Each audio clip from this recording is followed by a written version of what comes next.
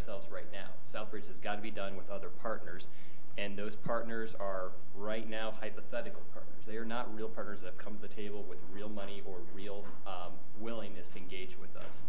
And so given that,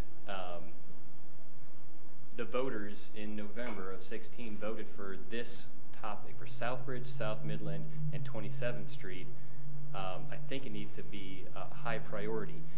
And you know, working back from the Southbridge, I agree with you. I don't want this to cost Southbridge, but there's probably no way that we're spending more than $15 million out of our A&I because we have to bring those partners. So if Southbridge is going to cost the city $15 million, that brings the $40 million, and let's be accurate, we've heard from our finance department that we have $40 million, not $30 million to spend out of A&I over the next 30 years. So that brings it down to we have $25 million left. $6 million for 27th Street Bridge, $6 million for South Midland. That leaves $13 million left for Two Rivers Park, for the UP connection, and for the things that were actually on the ballot that the voters approved, which was the confluence and 6th Street. So there is enough money to do all of those things, but there is not enough money to do Southbridge right now today with all the money that we have in the city coffers. So assuming that we're going to have partners to get it done at some point, when we're talking about money being flushed down the tube, the three options we were given from staff was I don't remember the one, but 1.8 million is basically an overlay, and then the 8.75. I am fearful that in 10 years, if we do the 1.8 million, and maybe those aren't the accurate choices, I don't know, but if we do that, we're going to be sitting here in a decade from now, and we'll have wasted $2 million, and now the project's a $15 million project instead of a $9 million project, and that, to me, it doesn't correct the water line, it doesn't correct those things, and to me, that really is flushing water down the drain, or money down the drain. I think, you know, I'm sympathetic to, yeah, we could get it done cheaper, but I don't know that. So not being a trained engineer who bid on this project, who saw the technical documents, I have to assume that staff in good faith put it out to an open bid process, and that our design... They did not. We did not. We sole sourced it. No, we did. Yeah, we did. Yeah, there were five. There were 5 bids on this? SGM was the lowest cost. Okay. So I just have to assume that that is the cost, if not the lowest cost possible, and 5 different firms bid on it.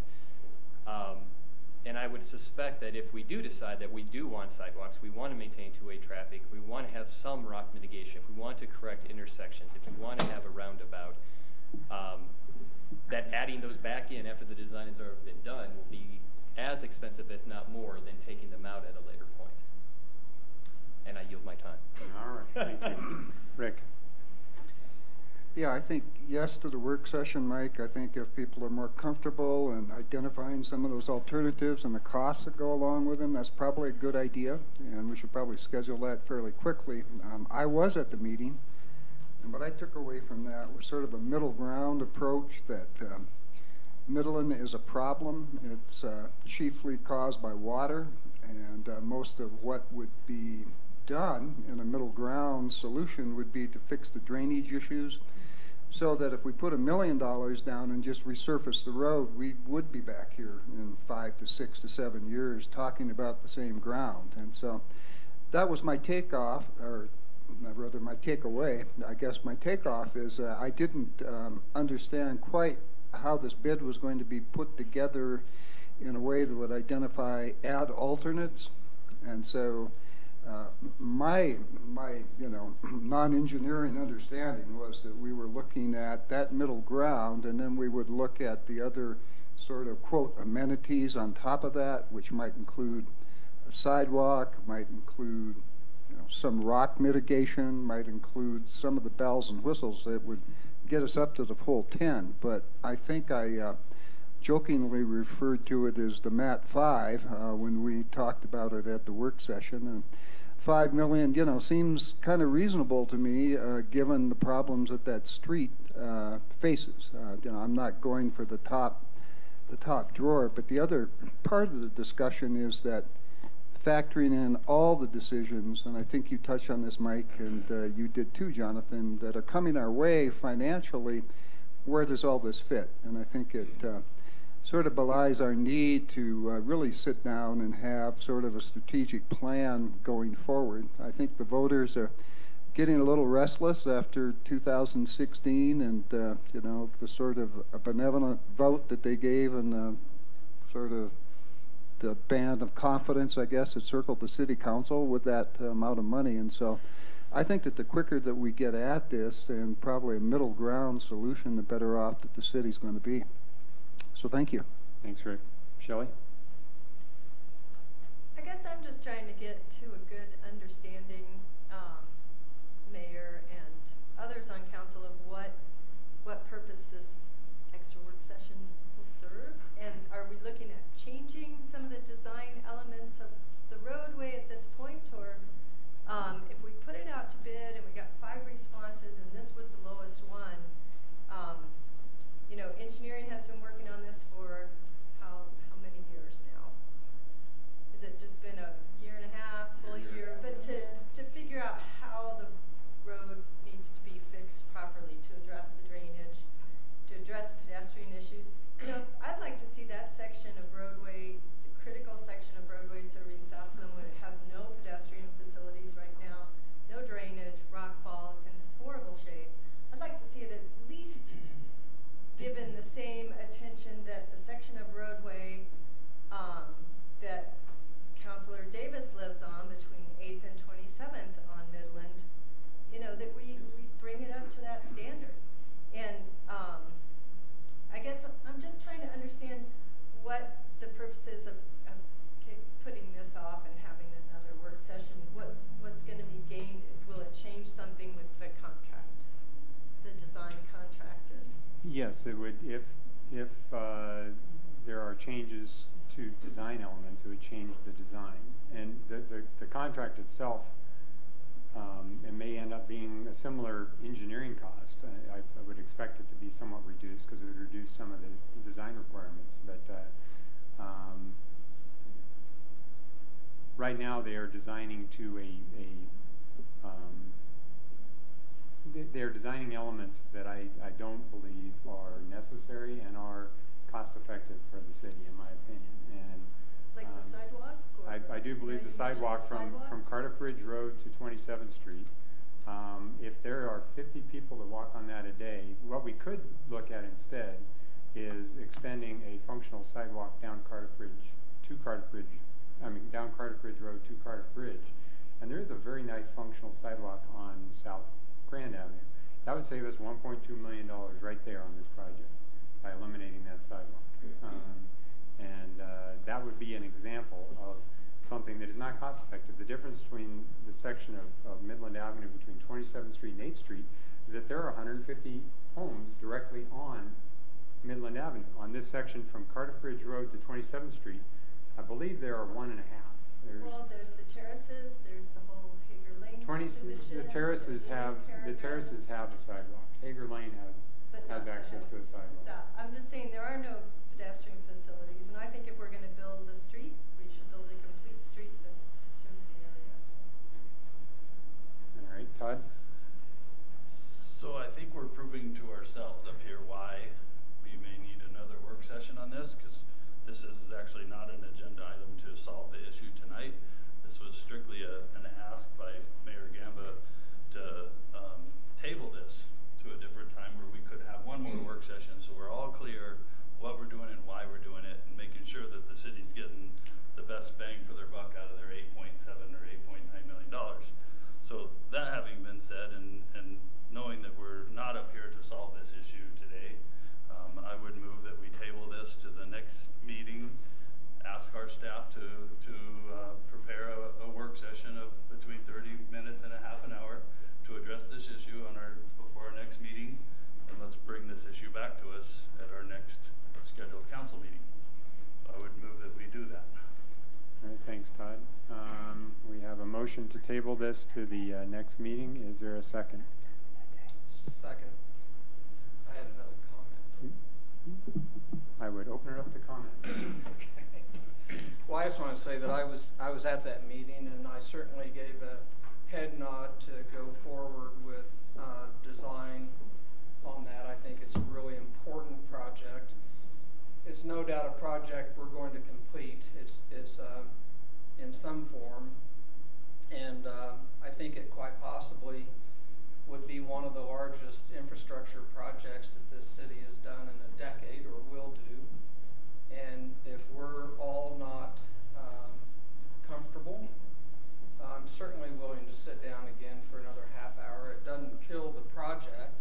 It's simply, I think we all need to get comfortable with this project and how to go forward with it. And if it delays the design for a couple of weeks, it's not the end of the world. If we delayed it for a month, it wouldn't be the end of the world. It's one we're going to live with for the rest of our lives. It's not just adding a sidewalk somewhere. It's going to be a really important project for us, so I think it deserves our full consideration. All right. Jonathan, you had your button pushed. Yeah, Did you want to I just really, real quick. Todd, I would support that motion. I would, Steve, I appreciate that. I would rather have us not be adversarial in this. And I would support that motion with the friendly amendment that we take public comment, because people did come tonight, and I don't know that they'll be able to come again. And so if we could take public comment, I think it'd be honoring for the people that came here tonight. I would support that. I mean, if there's folks here that want to speak, I mean, we've never tried to squelch public opinion up here in the 7 years I've sat here. So if someone, wants to speak about that, I don't have a problem with it. Okay. I would ask them to please keep it to 3 minutes, because we are actually, and I am not prepared to solve this issue tonight, but I would listen if somebody wants to speak. But be respectful of our time, and again, since we're not solving problems, keep it at a reasonable comment period, if you would. And you don't have to hit your 3 minutes. It's like the speed limit. I'm fine with that as well. I never want to suppress public comment as well. I do feel that public comment might be best after all the information is brought forward, including our current financial situation. Can we really bond $40 million? Or if we bond $40 million, that means that we sit on our hands for the next 30 years and do nothing else other than keep the community center open with A&I tax. Is that where we're at? Or is it 30 million in reality, and 30, so those are the facts that we need to come out in this discussion, and that we don't have before us right now. We don't have the consultant here to talk about how much certain elements are anticipated to cost. So I just want the general public here to recognize that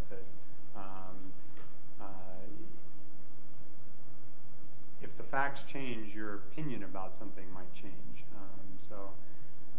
Anyway, so we have a motion on the table to table this to our first meeting in March with a work session of somewhere between half an hour and an hour, maybe you say 45 minutes. That day's already pretty full. Half an hour? We'll make it fit where we can, but you have interviews, and then you also have the code coming back, and Is there It's an important issue. I mean, it really deserves not slamming the gavel on an important conversation. I'm not suggesting we can't. I'm just telling you the day is getting full. If We'll do our like best. this, I would come at 7:30 in the morning, Deborah. Can we? Is there something? 1 in the afternoon. Is there something that we can bump off of that agenda? And I guess Let us put it together and take a shot. And I guess is this so time sensitive now that we can't do the work session on the 15th of March? I don't think it's necessarily time critical. Yeah, I mean, is the March Other 15th than fine? just keep moving. That works for me as well. So if we can't do it on the 1st, then we do it on March 15th. Does that work? But we might still be able to do it on the first. Just let's take a look at it. I just wanted to let you know it wasn't, Right. may not be that easy. Yeah. Right. I would just ask that we not keep it between 30 minutes and a half an hour, but actually maybe give it 45, because I just know how this is going to go. You're not going to get it done in 30 minutes. Right. Well, and I would hope in the meantime we could discipline ourselves to say there are some items within this particular design that may be optional, and maybe think hard about what those optionalities would be before we get to this 45-minute or half an hour. I hope it's 45 minutes. It'll probably go longer work session, so that when the design document goes out, it'll be very clear to people exactly what the council wants to see done and also what the council has for aspirations for what could be done. All right. Okay. Since we have a motion to table this and a second, can we vote on the motion and take public comment? Yeah, whatever you want to do. Okay. So let's go ahead and call the question.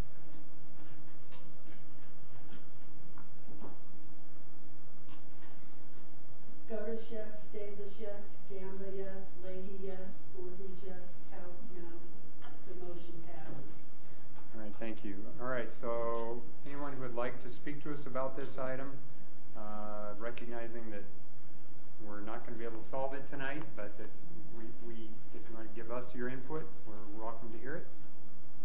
Okay, please come up to the podium and give us your name and address. If the timer starts going funny again, we might have to take. Yeah, I can use mine. Please limit your comments to 3 minutes if you could. All right, thank you. I'm Diane Steuben, and I live on County Road 156. Put the microphone in front. Thanks, Diane. Oh, okay. I'm Diane Steuben. I live on County Road 156. Right now, I believe there's a building moratorium in effect for the south side of Glenwood because of the inadequacy of the infrastructure there.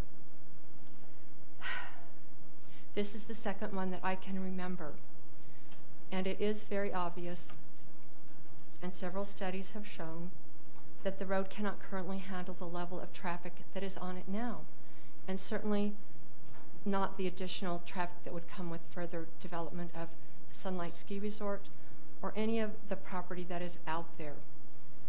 When you put a moratorium on building on a whole area of town, that comes with an implied promise that you are going to plan to improve the infrastructure. The water there, the water line needs to be looped. We need more water tanks. The road needs to be widened. The rockfall hazard is very real and very frightening to many people who drive that road. It's not a bell or a whistle when you see those rocks down in the middle of the road. I'd also like to add that I run on that road on a daily basis. I do not find a sidewalk to be a bell or a whistle. It is a matter of public safety. It's something that we have a right to expect in this town.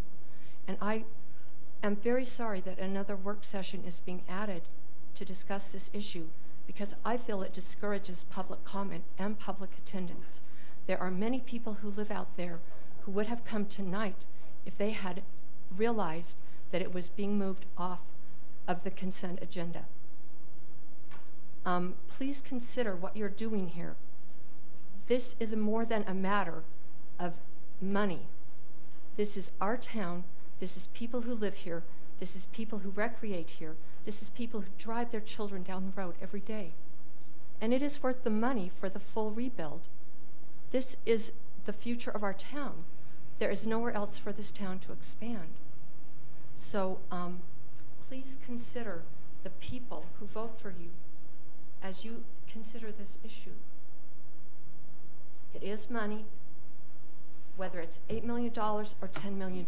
I understand that is a lot of money, but it is such a huge benefit for the future of the growth of this town, for the people who live and work here.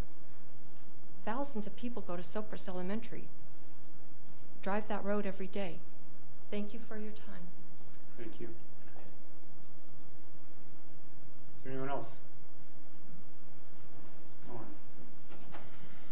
Hello, Colin Wilhelm, Glenwood Park Transportation Commission and Planning and Zoning, I believe.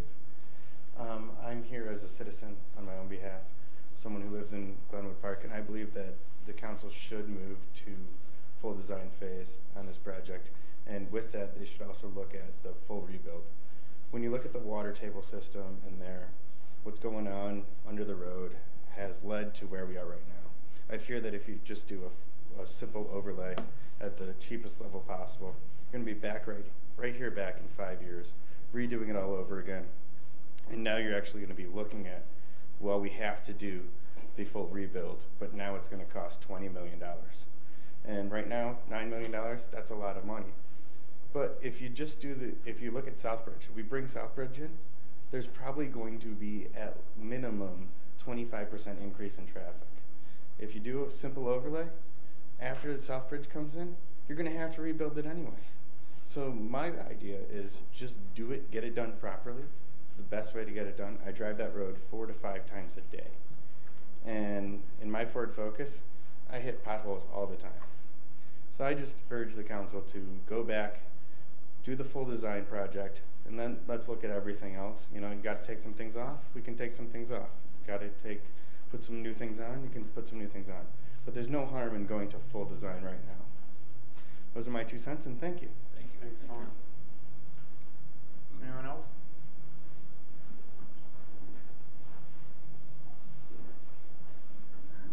I'm Heather Gardner. I live in Old Lodge Road, which is across from Sopers Elementary, and I am just reiterating what's already been said. As a former member of the community of Jackson, Mississippi, I can tell you that an ounce of prevention when it comes to water lines and things of that nature is huge. I don't want this project to be done incorrectly so that in hindsight we're having to fix things that we should have done correctly in the first place. Our side of the town, I think, is growing. We're expanding. This is where families live. Sidewalks for families are more than an inconvenience. They're important for safety. As a pediatrician, I can tell you that that children's safety is an issue and that we should address that. And so I just concur that we want to do this right, that we want to do it the first time, and thank you for your time. Thank you. Thanks, Heather. Is anyone else?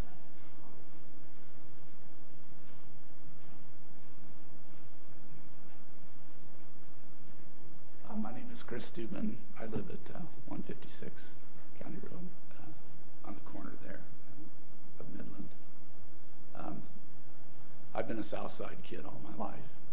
I can't even imagine that there would be this many people living in Cardiff when I was a little boy. And I can't imagine what it's going to be like 20 years from now. The numbers of people are going to increase more and more. That's a given. I've seen in my lifetime quadruple it at least. And how we deal with that is a great responsibility. I can appreciate what you guys have to decide, but I would like to see a full rebuild of that South Midland section of road. I'd like to see it done with the thought of the future in mind, because it'll be here before we even know it. And I think that the way you view things is important. And the point I'm trying to make is that we don't always see the important things,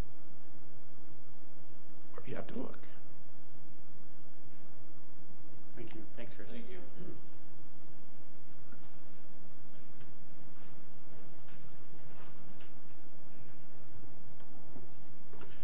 My name is John Banks. I live at 1015 Park West Drive.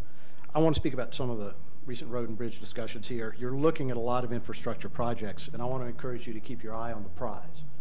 The prize is South Bridge.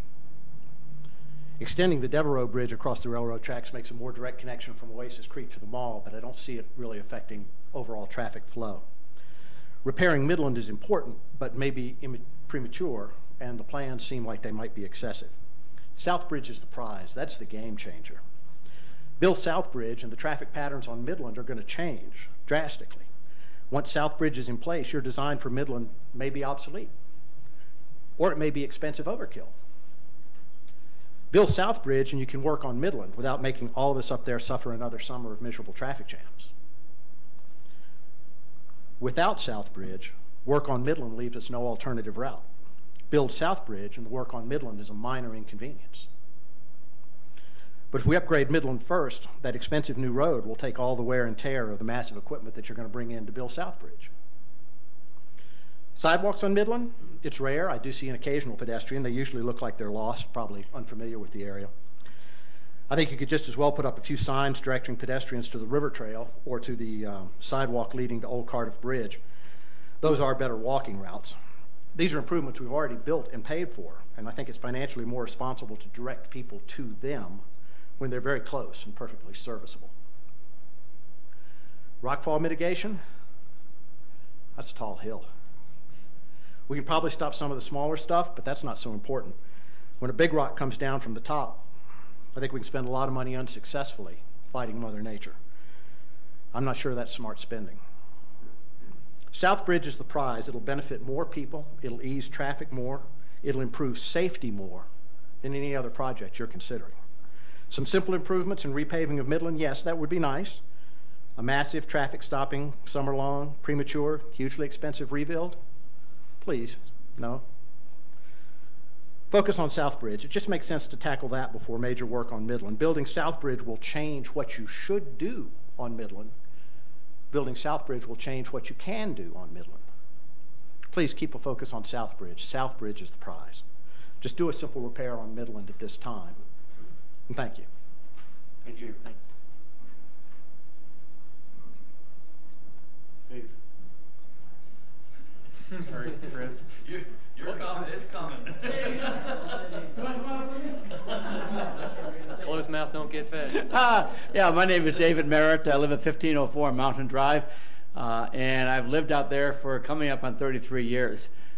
You guys have a tough task ahead of you. Yeah, you have to keep your eyes on the prize and on the price, both those things. Midland, and frankly, if I were the city engineer, I would be scared something about trying to work on Midland. When I was on council, we rebuilt Donegan. Took 2 years, a major reconstruction on Donegan, and we were able to do that because you could come in on one side or the other side and close half the road for a major period. We can't do that on Midland. Midland does need, I mean, I have not seen anything other than pothole repair in the 33 years I've lived out there. Primarily because there's not much that can be done until Southbridge is done. It does need a major rebuild. I agree, I think sidewalks may be excessive. There isn't enough residential development between Cardiff Bridge Road and 27th Street. But we need to look at what can be done so that we can accomplish all the projects, the capital projects the city has to accomplish, that the city promised the citizens that they're going to accomplish under that bond issue. You got to do it. So it's your guys' job to balance the books and make it happen. But I think you may need to look at that design tighter and see what can be done. Thank you for your time. Thanks, Dave. Thanks, Dave.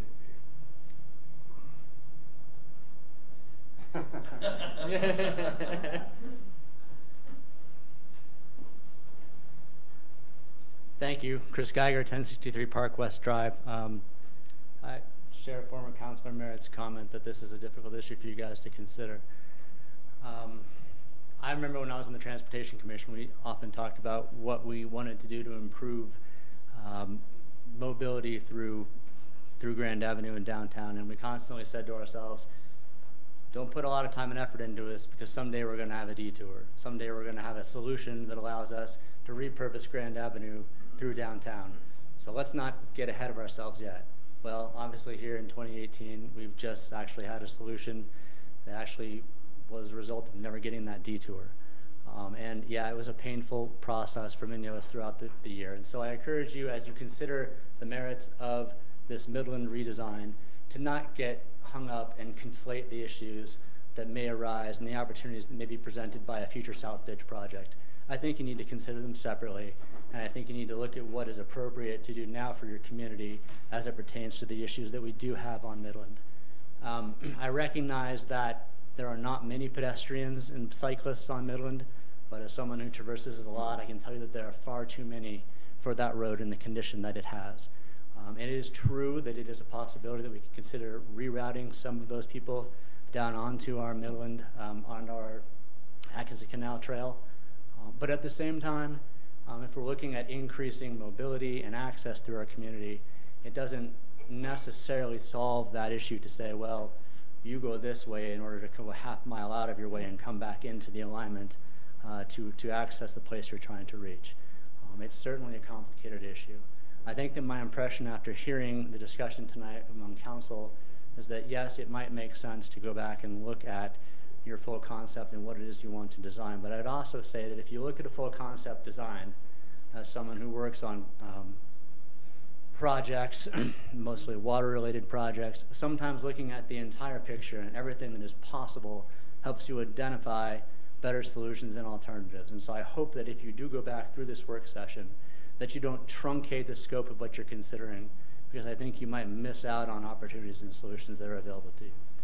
And I encourage you to, whatever decision you make, look at this Midland improvement as an investment in your community, not simply as a solution to something that presents as a problem, as an immediate problem today. Thank you. Thanks, Chris. Thanks, Chris. Is there anyone else? All right. Seeing none, we will close that agenda item. And I would encourage all of you to please, whether it will be on the next agenda or the one following that, depending on the availability of time in our meeting, I would encourage you to please come and listen to the work session, and hopefully we can get a lot of these issues ironed out. And I believe it is the intent of this council to make sure that Midland Avenue does get a full rebuild. The only question is, what does that consist of? No one is suggesting putting a coat of paint over the existing potholes. That's a misconception. So, all right, thank you. Pretty sure that's a record for the consent agenda. I think it really is. Yeah, probably. All right, now moving on past the consent agenda. Item 15 is the Valley Settlement. I believe we have a presentation from them. Thank you. Hello, this is John Fox Rubin from Valley Settlement. I will try to keep it brief because I know you've had a long consent agenda, and I've sat in your shoes in Basalt about 15 years ago. I was on town council there, so I understand. And I really appreciate what you're doing, and thank you for your time and service. I'm here to talk to you about something that I find really exciting. I'm in my second career, which is working with immigrants in our valley to empower them to improve their lives, and that's what Valley Settlement does. We work with about 400 immigrant families each year in the Roaring Fork School District. So it's Glenwood, Carbondale, and Basalt. And in Glenwood, we have one mobile preschool bus that moves to 4 different sites each week and has 8 kiddos on it at each site. And that's just one of our programs. We're kind of unique in how we're looking at childhood success, where we're investing early in children and their parents. So we're teaching parents who maybe no one read to these parents, and they came here with a 4th to 5th grade education, and they're contributing to our society. They don't know much about preschool. They don't know much about early childhood literacy. You know, one of your colleagues knows a lot about it, Jonathan. But a lot of these families don't, and so we're teaching the parents and the children kind of side by side what it's going to take to succeed going into elementary school. So you have a little folder that's white up there, and you can look through it, but there's some cute little pictures of our different programs to give you an idea of how we integrate the early childhood and the adults. We do a lot of adult basic education in Spanish for families so that they can actually acquire English. Turns out you have to get literate in your first language in order to really become literate in your second language, and many people struggle with that literacy when they come here. So we do a lot of early childhood, a lot of adult education, getting the parents up to that level of a GED. In that case, then they start succeeding when they go into community college here. So we have a great system once an adult can get to kind of a high school level. So just to give you an idea of some of the programs, Learning with Love is a program for children 0 to 3 years old that's co-located with our preschool bus. The bus we call El Bususito, so that was named by the children. That's the preschool bus. Parent Mentors, that's one of our adult programs where we convince these parents to volunteer in the elementary schools 4 days a week, 2 hours a day, and then they do 1 day a week of training with our staff. And by the end of 1 year of that service, they donate about 20,000 hours a year to the Roaring Fork School District. And at the end, they're speaking English much better than when they started. They're feeling better about themselves, and they understand how our educational system works so they can support their own children doing their own homework. what do we do after that? Well, we help them continue their lifelong learning. That's sort of the, started learning English, but you want to continue and get ready to pass the GED. We also teach computer skills in Spanish so that you can do things in society like fill out surveys for the school. And then we have a support team that wraps around all these families to help connect them to things in the community. So I'm just giving this short verbal presentation as an overview of what we do. In the white folder that I've left with you, there's a thing we call our tour card.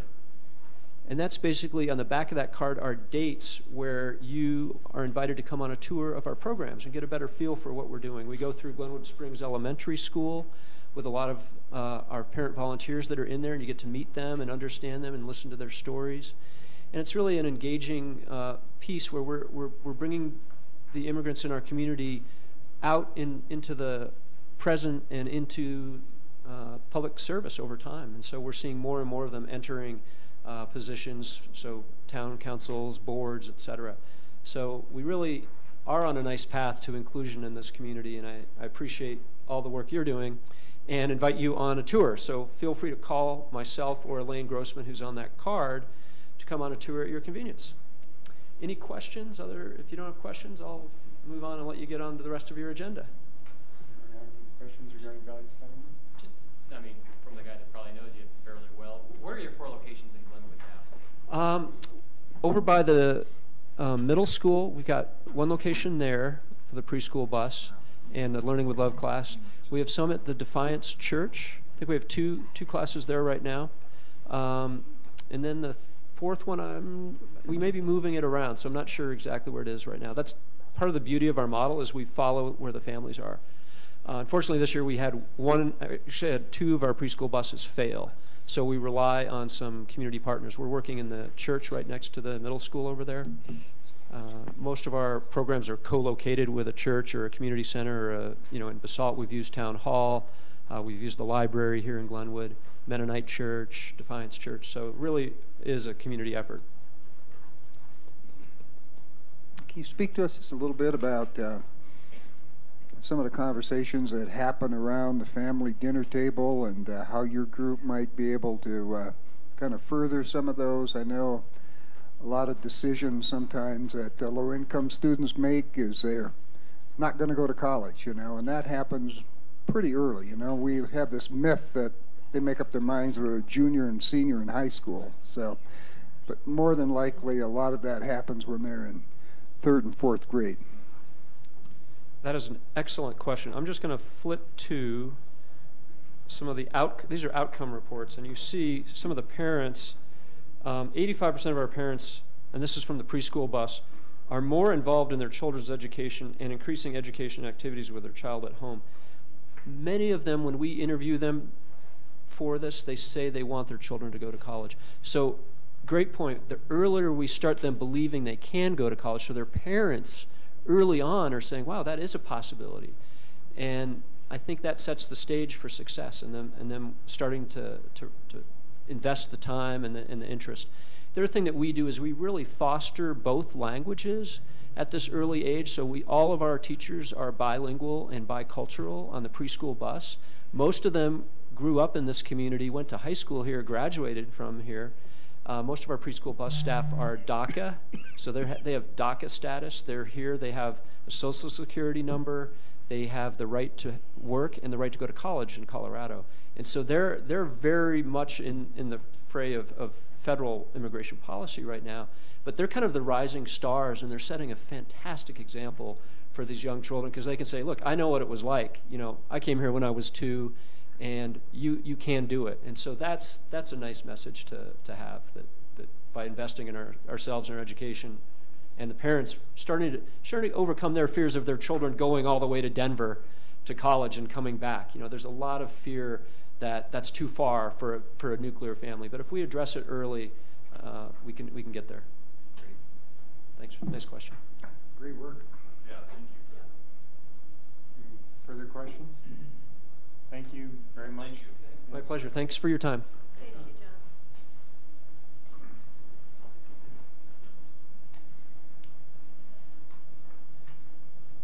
All right.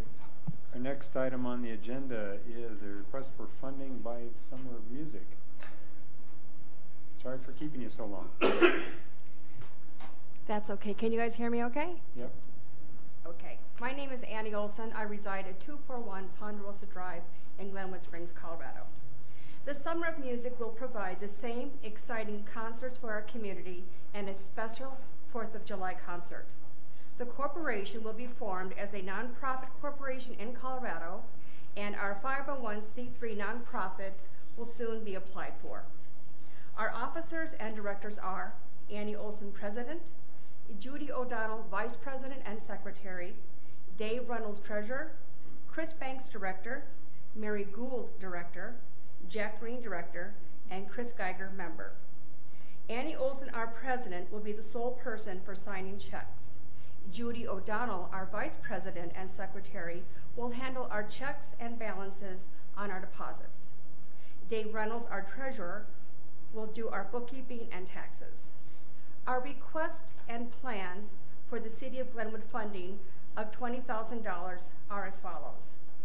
Incorporation 501c3 nonprofit, performance fees, director, sound, insurance, banners and signage, security, administration, waste, portable toilets, cleanup crew, advertising, radio and newspaper, business supplies, printing, postage, hotels and meals for performers. Our sole mission in life is to produce the Summer of Music concert series. No other activities beyond fundraising are contemplated. No money will be diverted to other programs. There are none. Thank you for your time and consideration. Thank you. It's my understanding that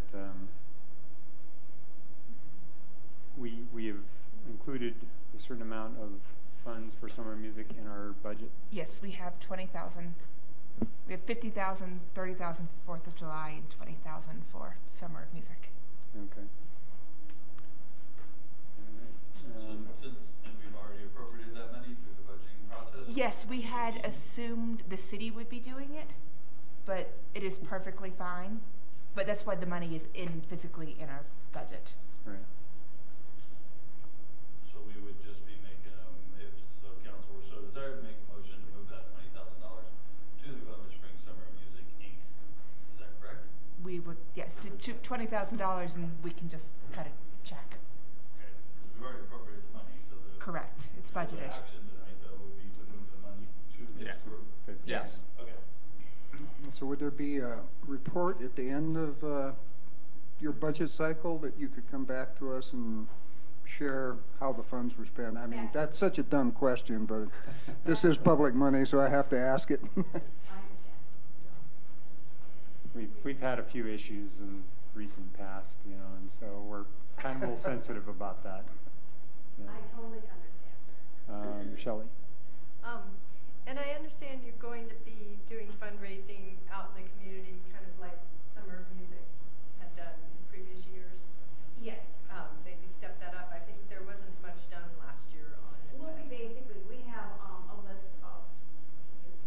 have a list of sponsors and sponsorship letters and brochures that will be, you know, mailing, contacting, doing face-to-face approaches to the businesses in our community. Okay, yeah, because it's always been a very much a community-funded event. I mean, the city has certainly been one of those large donors, but there have been other large donors involved. So I'd love to see that stepped up again. And my other question was, it's gotten shorter over the years. It used to be about 8 weeks or so, and now then it was down to less amount. I was wondering how many concerts you're thinking and how many weeks you're going to do this Okay, year. I was started on the music committee back in 2012.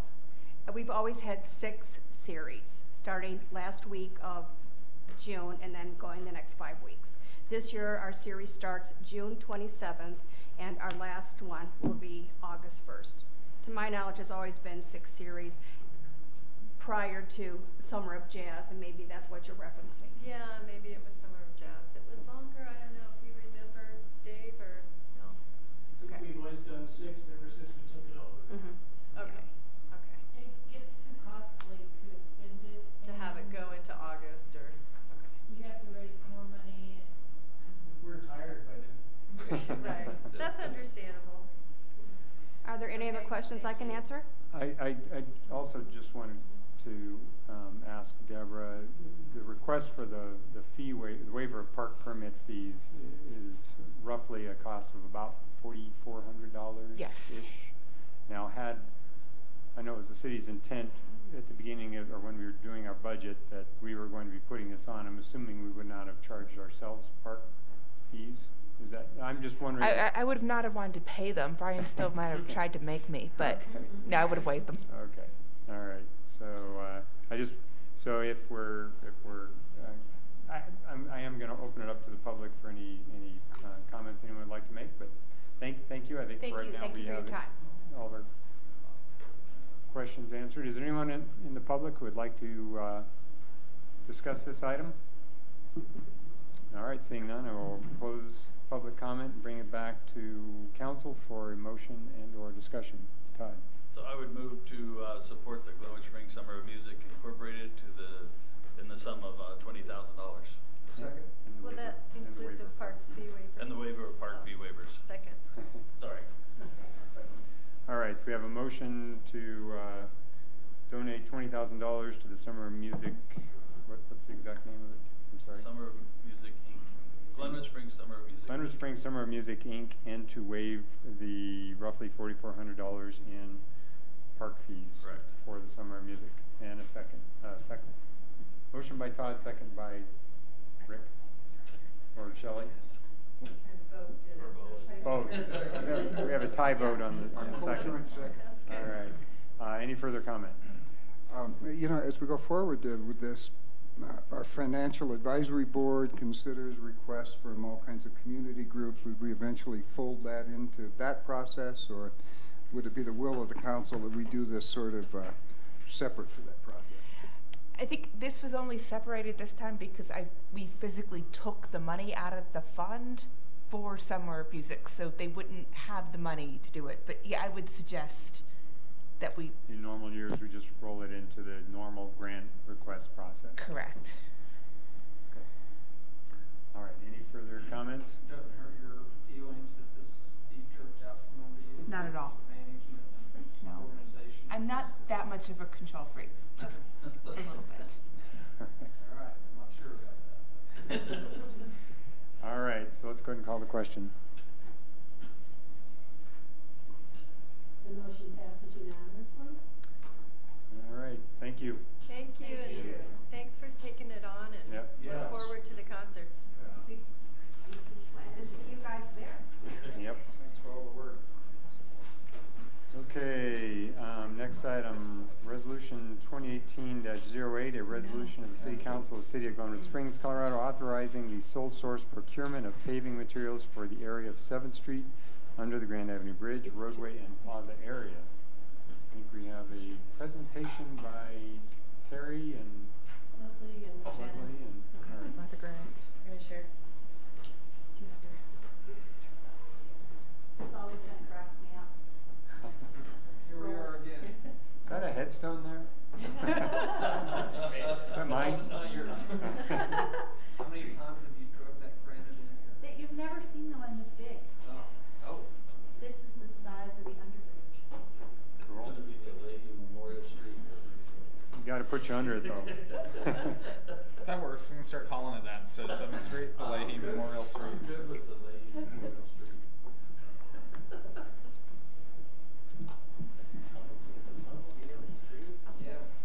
Yeah, you can get some. I'm going to get an outhouse.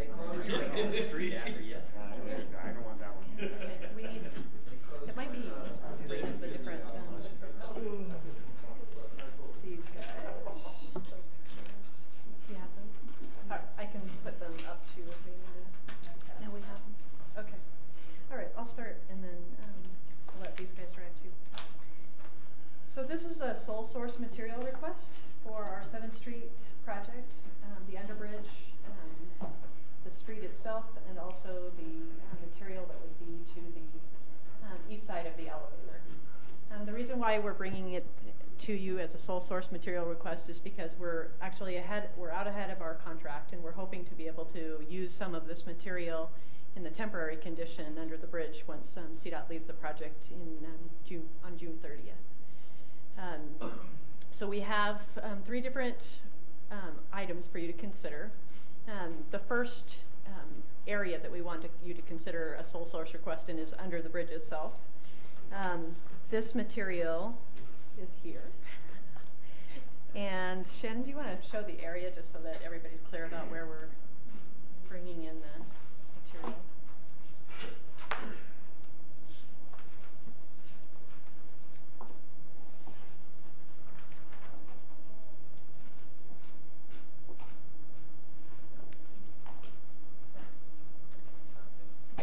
This particular area is about $104,720 worth of material that would be purchased in advance of approving of the contract.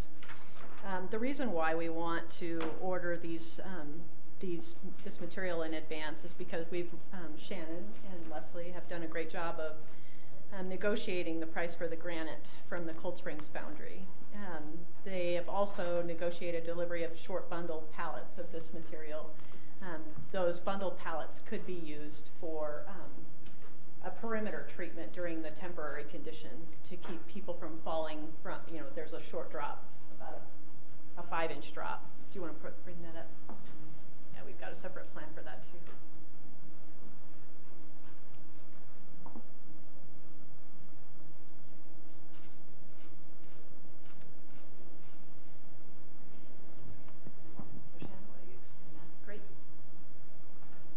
I'm going to step back one section as well. So the temporary hardscape surfaces that CDOT will provide to us, they are pouring a concrete subslab, as we all know, under the bridge, this blue rectangle, which is awesome. They're pouring it at a height that we can come in with our finished material and place it over this. So in doing that, we end up with it being too low relative to our sidewalk and a tripping hazard. So depending on the timing of the sequence, how soon we come in after they prepare that for us and actually lay our final surface, we need to secure the edges. So one thing I finagled is with Cold Springs Granite is that they palletize our granite material in pallets that are 2 feet wide, 2 feet tall, and 4 feet long, so that they serve as benches. So during our last council meeting, one of you guys had the good idea, like, let's put benches along the edge to keep the edge safe. So we thought, well, rather than buying benches and then having all these benches that we don't know what to do with, Cold Springs Granite, and they weren't super excited about this, but I talked them into it. We'll package the stone on these pallets, and they're temporary benches. So they would be placed along the perimeter. As soon as we're ready to do the project, that stone just gets placed on the surface. So that's one component of the pricing you guys are reviewing today. So the scenarios of what these temp solutions might look like, first round, before we're ready to actually place this stone down and the shipment of the stone arrives, they would be all along the perimeter here. These little pieces are actually wood ramps that allow ADA access into this middle space. These are additional pieces of the stone pallets that could serve as benches in this space. When we place all this material down, we actually have to use all of these and the benches that we have stored over here by the elevator tower and most of these pallets right here. So what that could end up looking like is, boom, all that stone is down in here. These are our placeholders for our fountains. We wouldn't install the stone in those locations. So we're not going to put stone in and then pull it back up. But the rest of the street, until we do our new alignment through here, CDOT will do an asphalt surface for us. We're painting the striping for the crosswalks. There's more of an at-grade connection here. To make this safe, we'll still need something on the edge of the street. So that could be a concrete jersey barrier, it could be pots, it could be benches, it could also be more of these pallets, which are actually the stone order for the next stage, which is our plaza that is on the north side of 7th Street. This is that space. We looked at the images. It's more of the garden space on that side.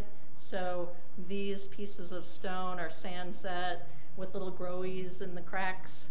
If we wanted to secure that material at the same time, that accounts for these pallets that are still securing the edges.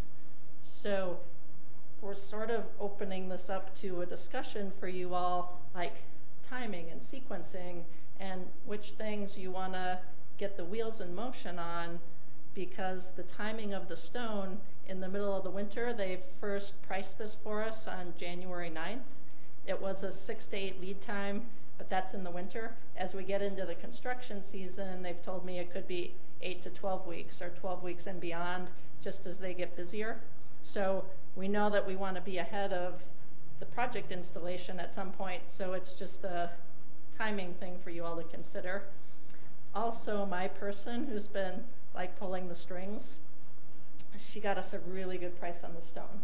So these pieces, the Underbridge Plaza, they're big pieces. It's this guy, but in the carnelian color. So we're proposing Underbridge to be this color, but they're this big. She finagled for us that this would be a remnant stone. So the price of install is, well, I don't know if I can say it out loud here. Carl, what's that? Can I say any pricing?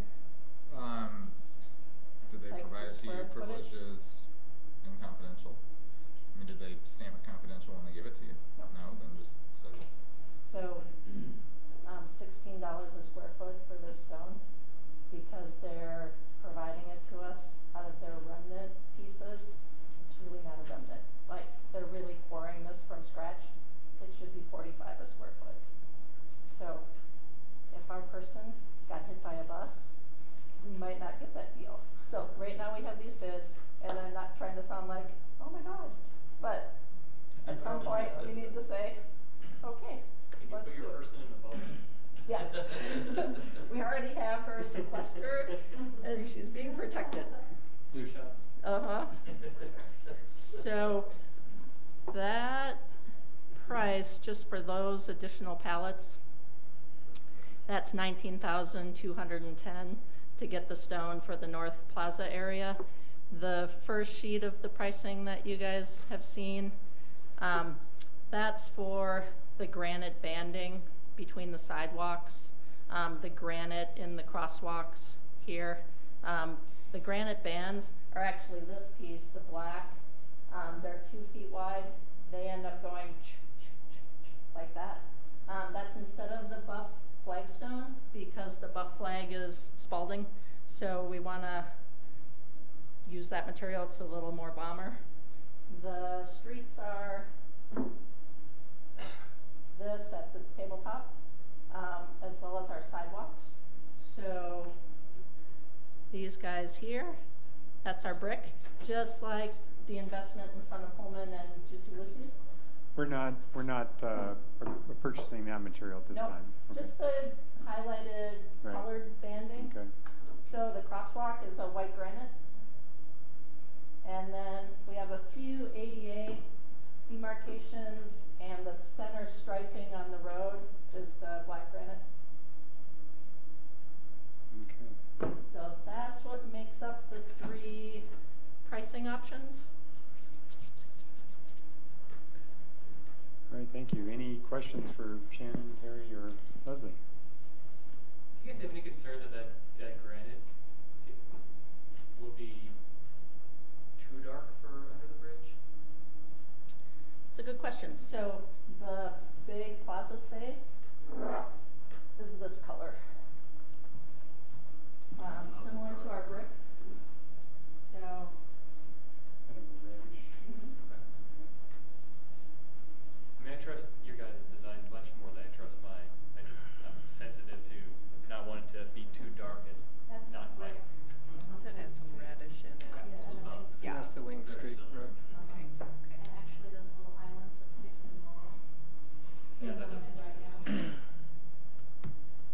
So we have consistency. if I could comment and ask a question or two.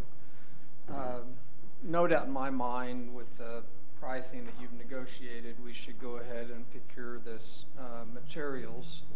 I think that's important. I've been in the construction business long enough to know that you should take advantage of these things when you can.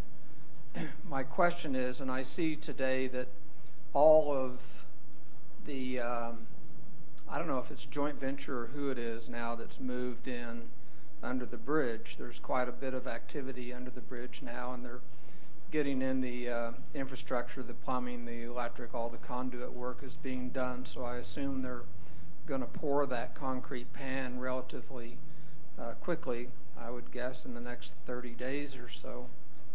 And so you were talking about June, but is there a chance that they're going to release that area quicker so that we can actually get this laid in place before Memorial Day? I mean, I hear constantly and never-ending crying and comment from the retailers in downtown about how long we're going to have to put up with this construction project and the fencing and the detours, and it's just critical that we get that open up to the public.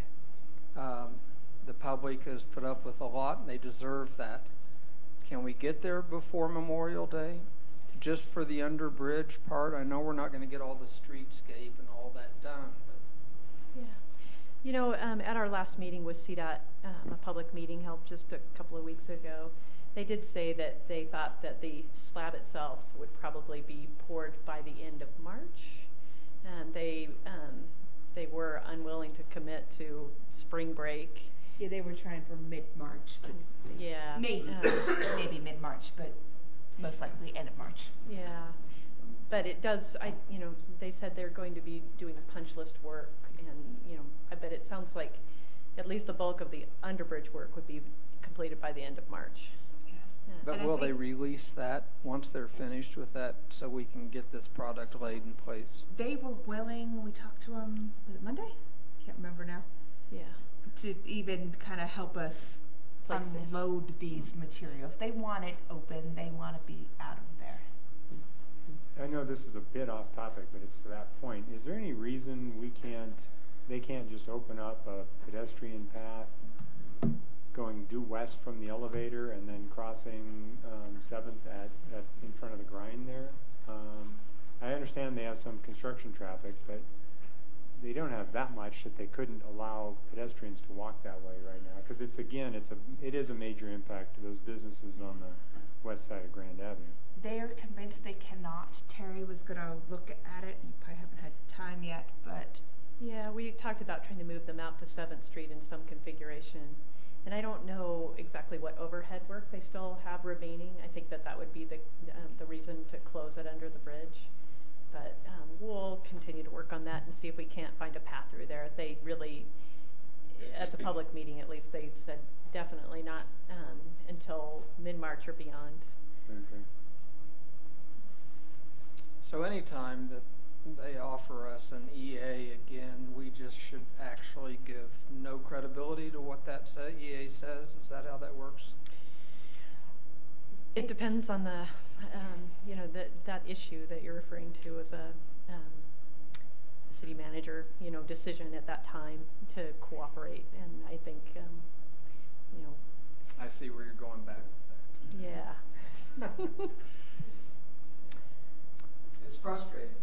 Absolutely. To all of us, to everybody that not only works and lives in downtown, but everybody that travels there and tries to eat dinner there. Yeah, similarly, even when they're pouring this slab, they're not going to pour the entire slab in one pour. No, they're not. And so they could pour up next to the abutment. They could let it cure, and then they could open it up for pedestrian traffic. But while they're still pouring the rest of the stuff, they're done there at that point, is my view. They have a slab pour plan, and it seems like they're doing strips, and they're moving, I believe they're moving west to east, and then also north to south. So laying it in pieces. It's not as clean as you might think it could be. And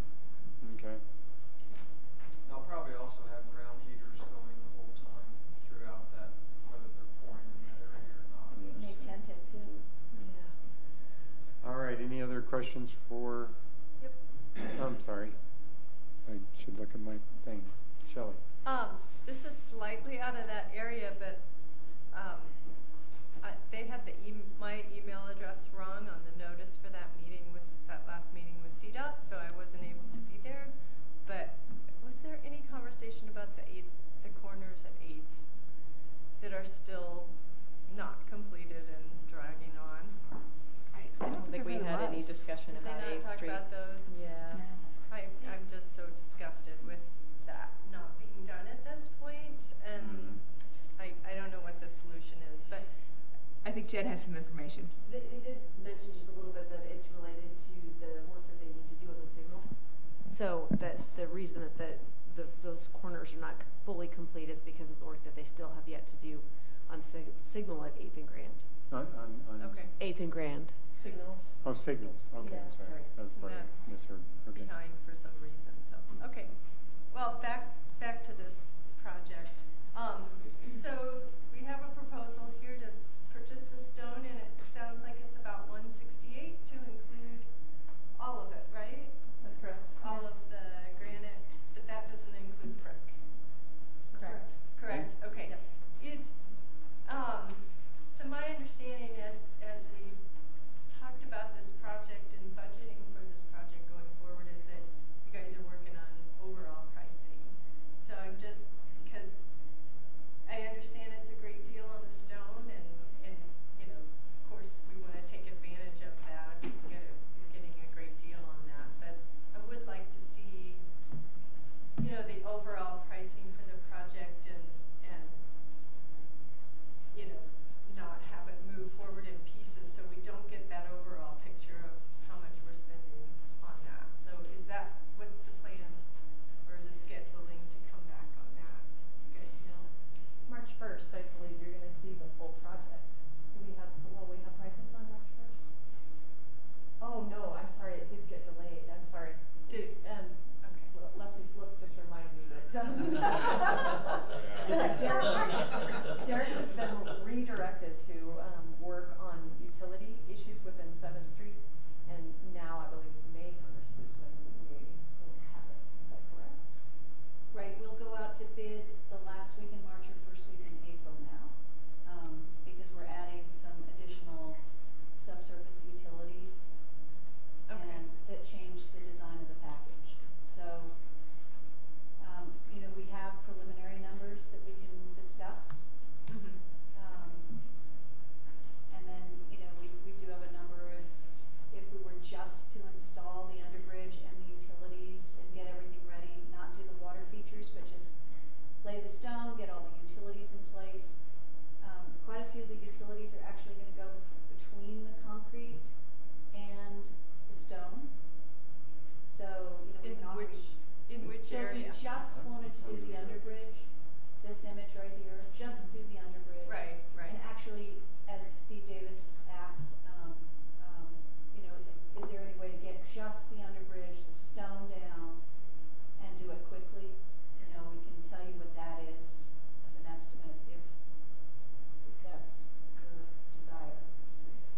Okay. Well, maybe, or maybe do we need another work session on this, because we had the talk, you know, the discussion about negotiating with CDOT on getting that portion done, but I didn't hear where that ended up finally either. So We are still going to be talking with CDOT and bringing that back. I mean, I think there's, you know, there's risk in this. No way about it. We can not buy the full amount and risk the price going up. We can buy the material and risk not doing one of the phases and having the material.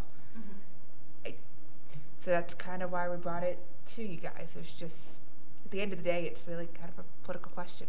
We could just drag it out for years. How thick is that material? So this one is 3 inches thick. So then you got a 2-inch sand set. Yep. Is that the deal? So you can get an 1.5 inch conduit under it? Yep. And so if this were installed right away, so we had that surface finished, we'd run a bunch of conduit. We'd run conduit for anything we ever thought we'd want, because it's inexpensive. So there'd be a whole, bunch of spaghetti under there. For everything from lighting to sound to Water, gas. So do we have somebody lined up to actually put the thin set in and lay these pavers under the bridge? We have talked to several masons and gotten some bids, so we knew what we were talking about for money. Labor bids? Yes, labor bids. So we could, we could share that with you. Are we in most danger of losing the large granite price? Yeah. Because that's what's going under the bridge. And Right. in my mind, that's the most critical to finish for the businesses downtown. I mean, they just can't go. I would like to see them not go through all summer with the underbridge looking like it's under construction with pallets of materials. I mean, we just have to finish under the bridge before, is it Memorial Day coming up here? Yeah. I mean, is there any way that can happen where we at least get that done? Order that material, get it done. I think they gave us a definite maybe. Yeah. Getting it done, meaning having the pallets out or having it laid? Having it actually laid. So people can walk around this summer and then. Sounds like it's gonna be more having the benches By the end for of the summer, right? Well, if on the outside Release that. edge, it's an 8-week time, 6 to 8 weeks. It's actually 5 to 8 weeks to get the material. So we're looking at March and April. We could have a contractor lined up in May to lay it. We could do it. Do we know their time frame to complete it? No, that would be difficult because they're not going to make a decision necessarily on contracting it until we have the prices back. So I think maybe laying it down maybe in the bundles, but not. But not actually laying it. 'Cause So, we yeah, don't Not lay actually down laying twice it. either. I mean, I wouldn't want to see it go down timberly and have to be No, redone. we couldn't do that. But if it was your desire to get it down by Memorial Day, we could prepare that to be bid by the contractors. I mean, we've put it out to contractors just to make sure that we're on track. So we could separate it from the grander package. Am I missing something? I don't know if we're missing something, but we're mixing ideas together, and I'm just kind of worried we're going to give the potentially wrong impression, because I don't know if CDOT will want us working in there laying stone yet. Until after they leave. I don't know that either. Right, so let's not say we can if we don't know we can. And I recognize it would be a long shot, but I think that if we could all work towards that, we should. If it happens, great. If it doesn't, I get it. This is government, highway department, trying to get all this coordinated together and council, and it's just almost an impossible task.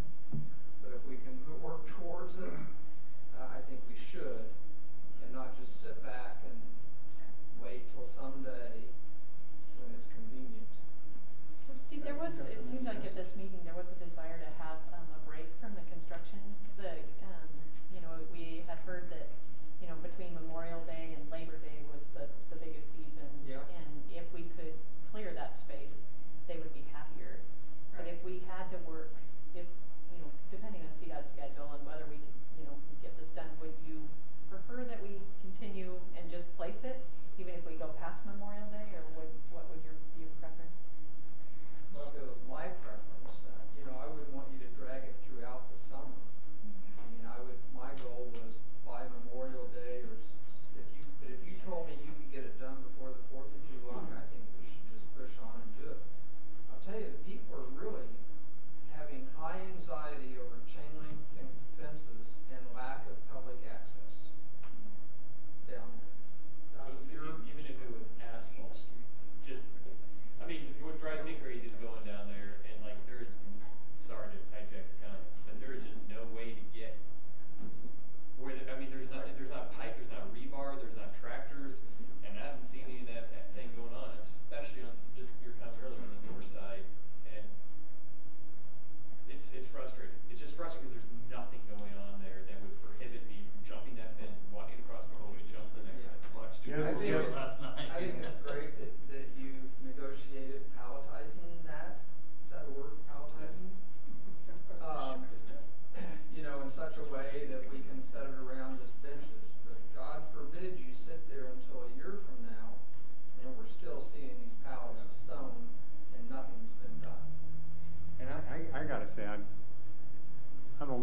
concerned, I know that you're not going to put 2 of those in your pocket and walk away, but 2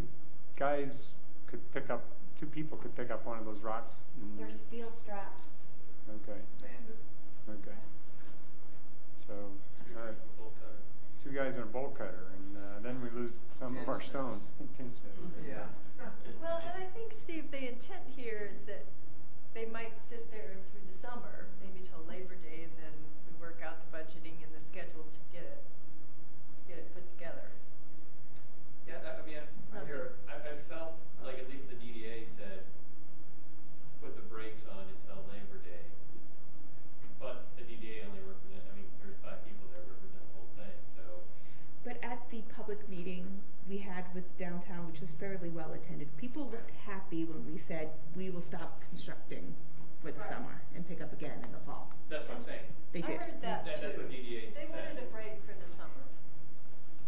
But I think they do want access, somehow, back and forth on that bridge. Definitely access. And their plan showed access around the pallets, and you can sit on pallets. I get it. I mean, if you go into the summer, we should just leave it alone. I was just hoping maybe get somewhere before this. Well, I think I it's. can't help but have high hopes. Somewhere along the way, still. Even though we keep dashing them. So Even though it's not realistic. Well, I would throw out that there's also an option that we start the wheels rolling. This amount of construction under here, because the concrete sub-slab is in place, this is a masonry crew. That's not a bunch of machines. It's not a bunch of noise. It's pretty quiet stuff. You know, as they were placing the sidewalks, we all watched the brick sidewalks go in. Something similar at smaller crews. It's kind of, well, I'm sort of a construction geek. It's kind of fun to watch. As Mike suggested, there could be sections that actually get finished. Let's say we tell them, start from here and work your way north, or the opposite, start here and work your way south. As they finish a whole area, that's open. Yeah. So we start using that. Then they finish another section, that's open. Yeah. So it's not quite like all the commotion. Yeah. So I think what people are really tired of and want a break from is what you see today. What we've seen for the last 2 years. What is it, 8 years now? Fencing and dumpsters. It just feels that way. And noise and dust. And Well, what's annoying, it used to be that there was traffic and pipes and rebar, but now that there's not, it's even more annoying because what the hell? What is that reason? We do need to go back and put in our stormwater utilities, so we open it up to close it again shortly. Not under the bridge. No, we don't have any stormwater under the bridge. No, but the road itself, we need to tear back up again to put I back in. anticipate that being a year from now, or sometime. I'm just talking about under bridge. We just want our under bridge. Yeah. I have a question. What temporary surface are we putting in the locations of the fountains, since we're not putting the stone down in those locations? yeah, so that'll be 5 inches low, and we'd probably want at least a 1 to 2 foot perimeter around it that we didn't finish the stone. So these footprints you're looking at would be a little bit wider. There's some options. We could do little sandboxes and have some stuff in there for kids to play. We could do, I don't know, Mexican beach pebble or something that's easy to pull up and reuse somewhere. I've been losing sleep. I'm not sure exactly what, but we'd find something in the little spots. Okay. So just a question for Deborah. Do we have the cash on hand to finance the underbridge with the brick and the thin set and the installation? What we have is Steve's been working on a spreadsheet to kind of keep track of it, so we don't spend A&I 3 times over. I don't know how much the underbridge, how much that request is, to know whether to say yes or no. We've been dancing around this for a while. Tonight, should we go ahead and just talk about numbers? That's going to put us in for another hour or two here, but I don't think we haven't done it. Your attorney is saying. I'm just saying.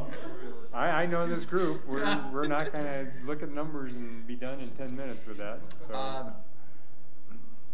If we're not ready to talk about real numbers, yeah, I guess that's, I'm with Tom. That's my preference. Well, we is thought that I I- was spending $163,000 answer for the bricks, question so. without delving into that. I mean, let's look at it this way. We have, I understand we have to do the storm drainage, but we do have $800,000 of grant money. We are anticipating we will see a sale of the library for $900,000. That puts us at 1.7 million, correct? And I don't know the numbers, but I am 99.99% certain that that will put this granite down under the bridge and probably do some other things. And what that doesn't count is any, I understand this is a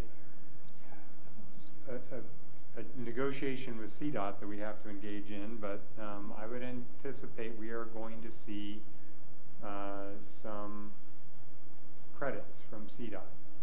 1.5. I would like to see that in the, well, we'll just discuss that during the negotiations. But so the point is I believe, you know, this under the bridge portion is probably one of the more critical elements. I think we have the money to do that, and if we don't do anything else. So that's all I wanted to know. Steve Boyd, do we have the money to do that? Yes. Okay.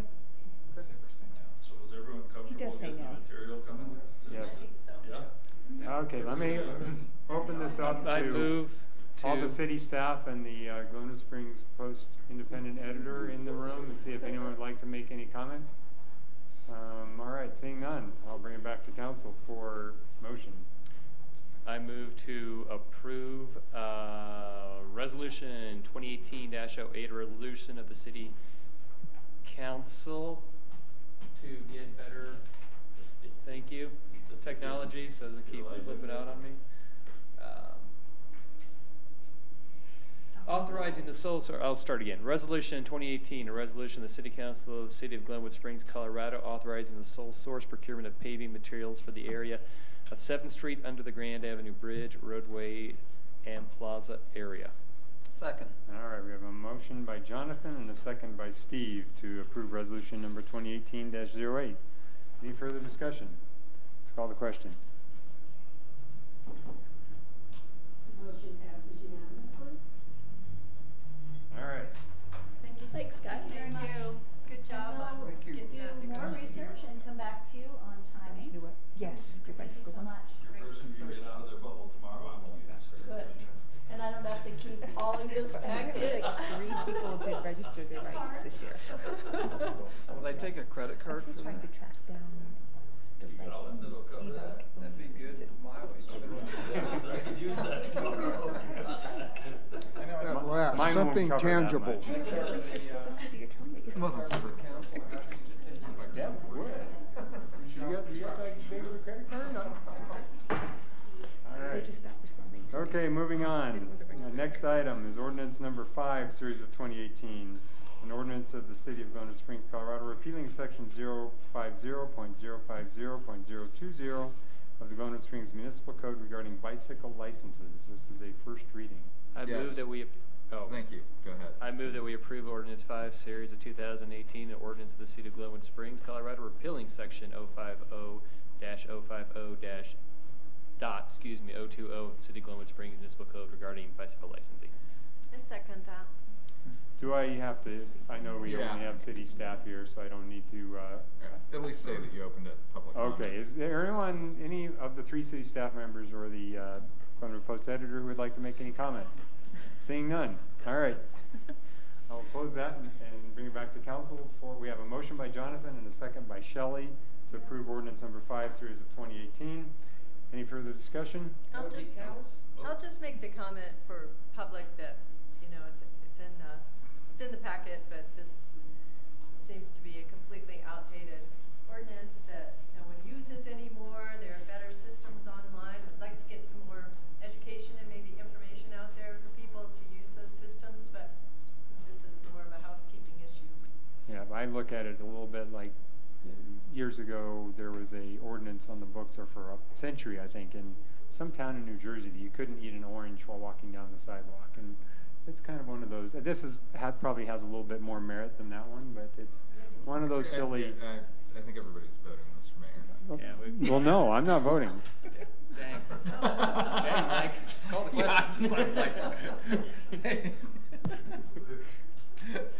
The motion passes unanimously.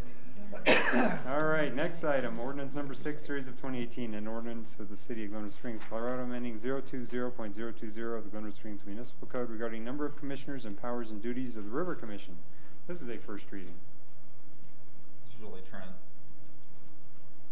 I'm kind of here just answering questions that you guys have. So basically, in short, it changes the makeup of the board from 9 members down to 7 members. Is that correct? With one alternate and the powers and duties to pretty much remove the trail's responsibilities. You guys directed us to make these changes a couple months ago. We're just bringing it back now to clean. Yeah, it came about when we were looking at appointments for boards and commissions. We realized that we did not actually codify the changes that you guys kind of head nodded at over the summer. Right.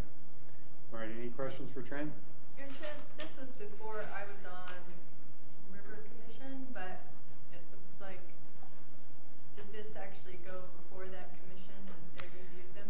It did. The last couple of pages were actually the recommendations from the River Commission, following direction that they received from City Council before 3 of you were here. So. And that's the same thing that's going into the code right now? Exactly. Okay. Jonathan. I move that we approve ordinance 6, series of 2018, an ordinance of City of Glenwood Springs, Colorado, amending 020.020 of Glenwood Springs Municipal Code regarding the number of commissioners and powers and duties of the River Commissioners. Second. We have a motion by Jonathan and a second by Steve to approve ordinance number 6, series of 2018. Any further discussion? Let's call the question. The motion passes unanimously. Okay, next item is our city manager update. Okay, I wanted to let you guys know we have indeed selected a facilitator for your April 16th meeting. Mike and Jonathan met with him last week. He's going to want to talk to you all a couple weeks beforehand, so I will get that set up. The meeting on March 12th, I was going to see if you guys wanted to change it to be kind of the MOC tour for those of you who still would like to go. I know, Shelley, I think you went this week. I did go. I've never been. I'd like to see that. Because I mean, I just did not think with a new council person I could get them educated and ready to make decisions by March 12th. So that's why we decided April 16th would be the better time for the bonding discussion. So how does everyone feel about taking a tour then on the March 12th? So the facilitated session would be April 16th. April 16th. Once we've had a chance to educate the new council person. Okay. At least a little bit. Just out of curiosity, does the new council person need to go through all the same orientation as the new council member seated for a 4-year term? Yeah, I mean, I think we need to introduce them to all the departments, and because they'll be on for more than a year. Unless it turns out to be 10. But either way, I mean, we'll need to just spend some time with them before we, and you guys probably do too, before we set them loose making multi-million-dollar decisions. The CERSA training, There's the training, yeah, all those things. all those things. Try to run them through. Okay. So are we good with then making that a voluntary tour time, the March 12th evening? So if you want to tour the MOC, okay?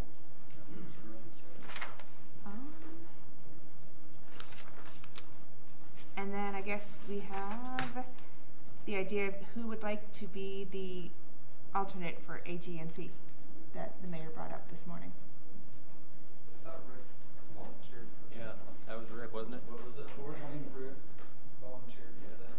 Yeah, I'm the prime rep, and they've sort of gone through a process here of scheduling meetings on Thursdays when we have our council meetings. And so I haven't had real consistent communication with them, but Catherine was the alternate for the representation there. And so it's just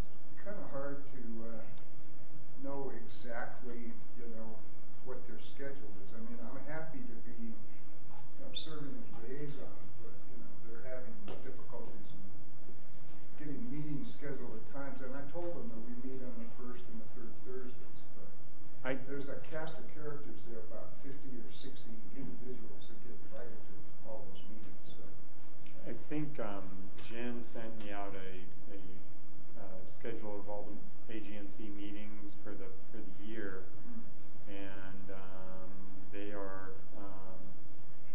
I don't think I put them all on my calendar. I don't think that they conflict with any council meetings. My concern is that some of them are in Rangeley and Hayden, and I mean, there's one in Newcastle. That's an easy one to get to, but there are times when I can't basically miss a whole day to go to a meeting, and I just need an alternate to be able to attend those meetings when I can't. And I can't say right now when that might be. It's all going to depend on my workload at the time. So I'm confused. Was Catherine the liaison or the alternate, or? I did know. I guess I thought she was a liaison, but yeah, I think she had been attending. Yeah. And Mike, to be fair, I was thinking of the Northwest Council. Oh, Northwest College. Okay. I wasn't thinking of ANC. Okay. I'm sorry. Okay. No, that's all right. So, is anyone willing to attend a couple of these meetings a year? Yeah, that was still good. We kind of streamlined real nice. I think if you buy him 2 or 3 beers tonight, that might resolve some of the issues. Yeah. Well, if there's one coming up between now and the time that we get our 7th council person, I'd be happy to do that. But it seems like, we've got a little bit riding on whoever we select to be that 7th person and their skills and what they want to do and where we can want wait. them to go. But in the meanwhile, I'd be happy to cover that. they were very worried. Like they wanted to talk immediately when they found out our rep was leaving council. Is there a meeting between now and March 15th? I'd have to look at I think so, but I can attend that one. Well, so maybe Jen, I could get you to send me that calendar and I'll look at it, and if I can make the next meeting, I'll do that. See, I think. If that's the will of the council. Yeah. Actually, there's one next Wednesday in Rifle. I will plan on attending that one. Oh, good. Then the next one won't be until the middle of March. Why don't we can stick to when you guys reshuffle? Yeah. Potentially. Let's do that. Okay. Throw that into the mix. Good point. So middle of March is when, 15th or something like that? Let me look at it. I think they're all on Wednesdays, actually. It is on Wednesday the 21st. Oh, okay. And that one is in Palisade. So, all right. Okay, I'm done. Carl. I don't have anything other than the exec session. Okay. I don't believe there's any incoming or outgoing correspondence I need to bring up to anybody. So, council reports on board, committee, and commission meetings.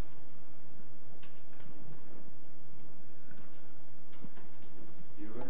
Financial Advisory Board is actually being pretty productive. We have 3 breakout groups, revenue, grants, and 5-year asset management plan.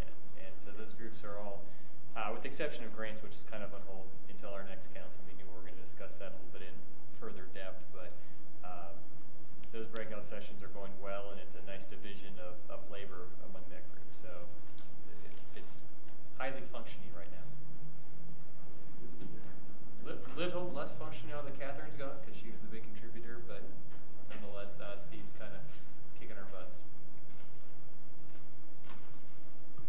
All right. So on the tourism promotion, I was again impressed with how well they run their meeting, how effective they are. Lisa Langer gets a lot of bang for her buck out of the money that we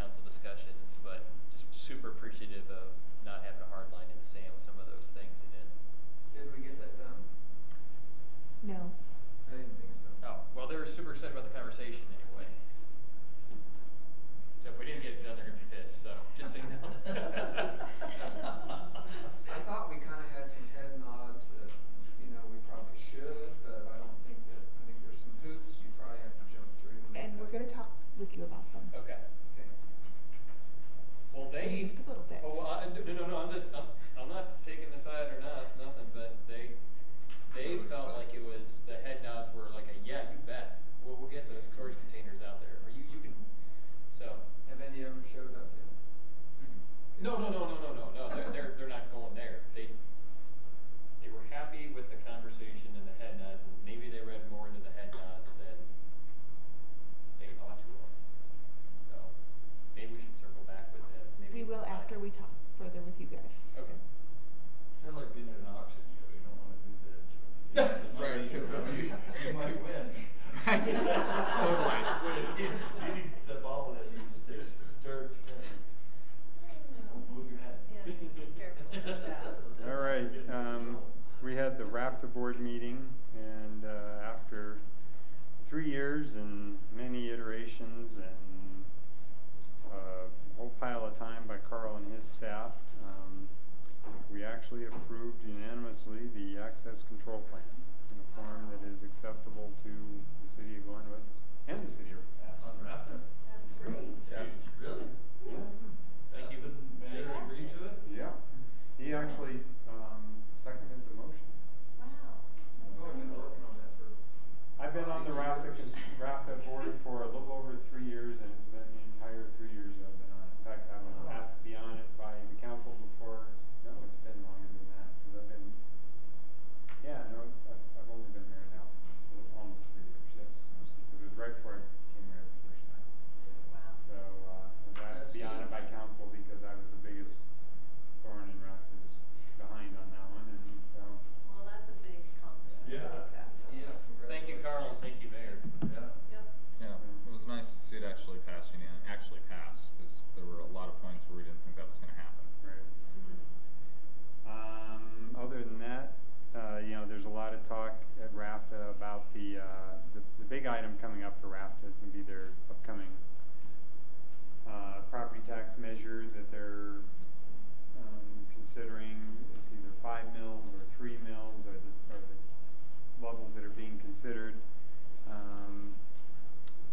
I think there's a recognition by their political consultant that every jurisdiction needs to be on board or it will sink. It's not like our anti-tax survey that demonstrated that there was a lot of support and that it was just kind of almost never want to say a slam dunk in politics, but I think it was pretty close. Look at the headline from a week ago. RAFTA polls show property tax is no slam dunk. There we go. So I'm just repeating what the newspaper said. So,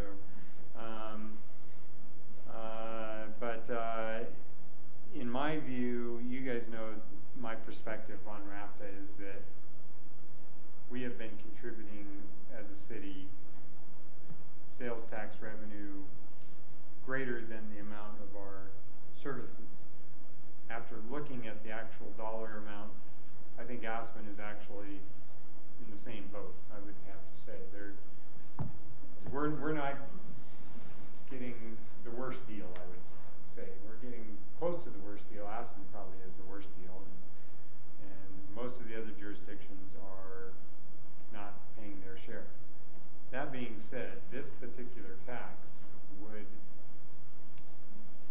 actually, I'm not a big tax guy, but this particular tax would actually have a disproportionate benefit to Glenwood, I believe, because the revenue that would be generated would be much more disproportionately generated by the Upper Valley.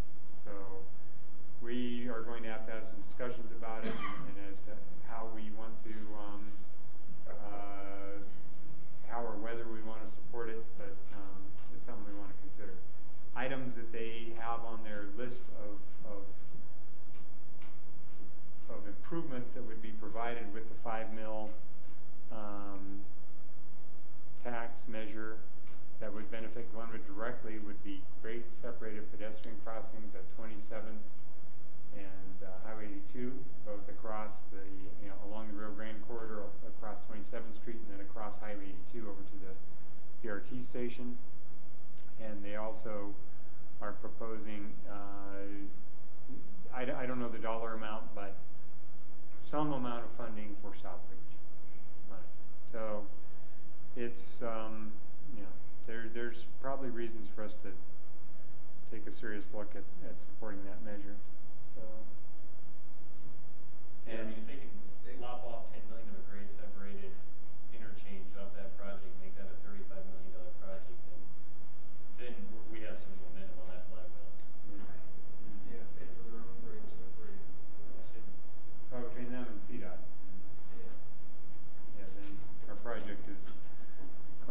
expensive, but we have a tough road to hoe with CDOT as well. So anyway. One at a time. Yep. All right. I think that's the big items at RAFTA. Transportation Commission. I can't find my agenda. I don't remember what we talked about, but I was there. You were there. We talked about transportation. We did. Every once in a while we talked about transportation. What was the major topic? We reviewed the Bell Rippey and Blakegate decision. That was after the fact, so that was legitimate. So Yeah. I wasn't. I'm just letting you know that I wasn't talking. I wasn't having any ex parte communications. So Something about bicycles. Okay. I love that you guys are like, but something about bicycle? Like, and then something else. All right. Oh, I know it Yeah. was. They're Friday the 23rd. Oh, yes. There was a winter bicycle. Oranges and New Jersey. Walking, riding your bike in the winter thing. right. Day. There's a That bike. was last Friday at Niner. Okay. Keep in mind, we're still making up for that hour-long consent agenda. I know. Yes. Okay. So I'm done. I'll go on quick River Commission. I missed the Vail Board because I got stuck in Denver. But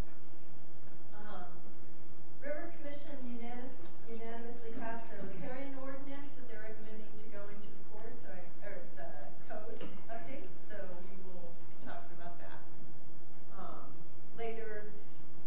They just feel like it's really important. We're the only jurisdiction in the whole region that doesn't have a riparian ordinance. Even Garfield County has a riparian ordinance for protection. And it really ties in with when we get kicked into especially the higher stormwater,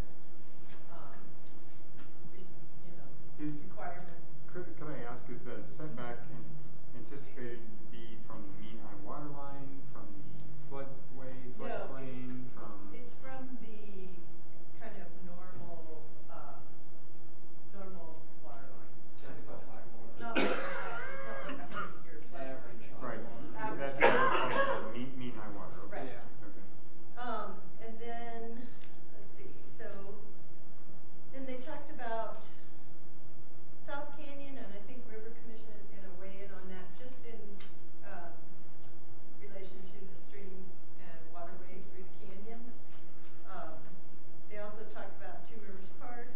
Carrie Lacey's supposed to bring restroom options back to us, to council.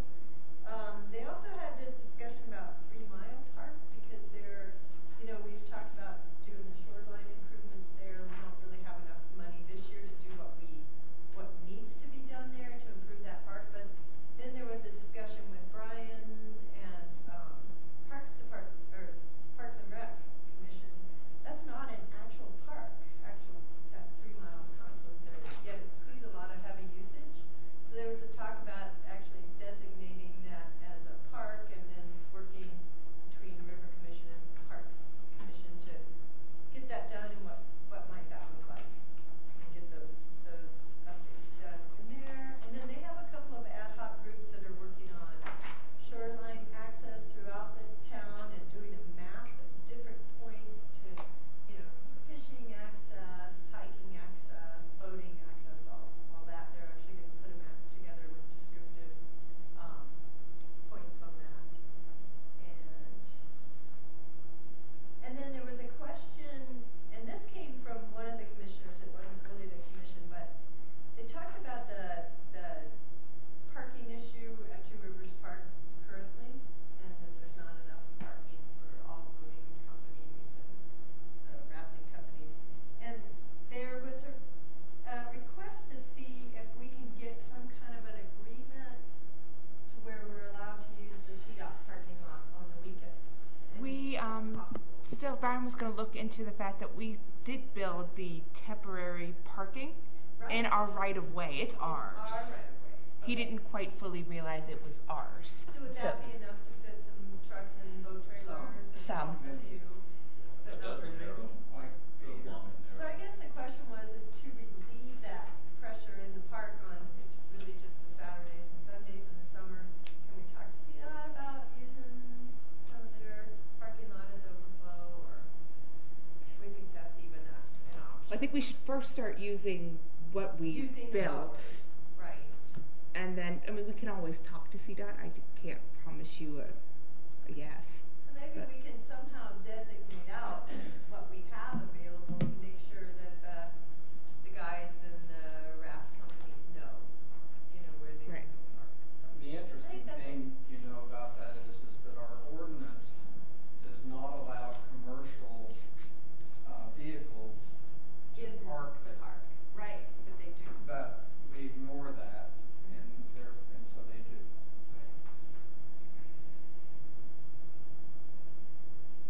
That's all I got. All right.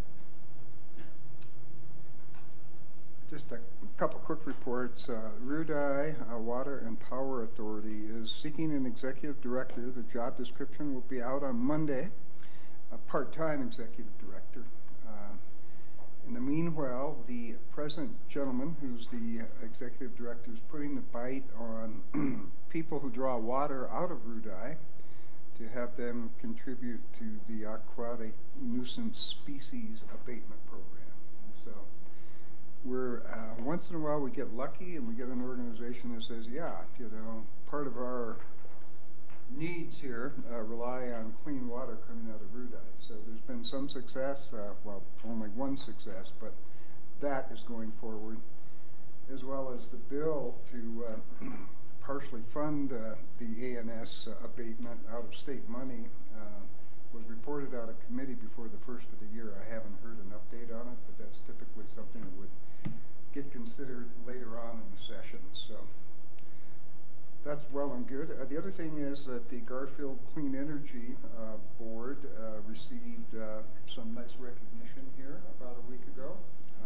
Statewide recognition as a model for economic development using alternative energy. And that happened down in Denver about 2 weeks ago. I wasn't able to attend. Tom Jankowski represented the board. And then the fellow from RAFTA, Jason White, yeah, was in attendance as well. So that's, a good feather in the cap, because they were in the pool with other state and county sort of entities dealing with clean energy. So that's my report. All right, thanks, Rick. Okay, so now we have an executive session. Do I need to adjourn out of regular session, or just move to go into executive? So I need a wait a motion. couple of We have an minutes. executive session scheduled on the agenda to discuss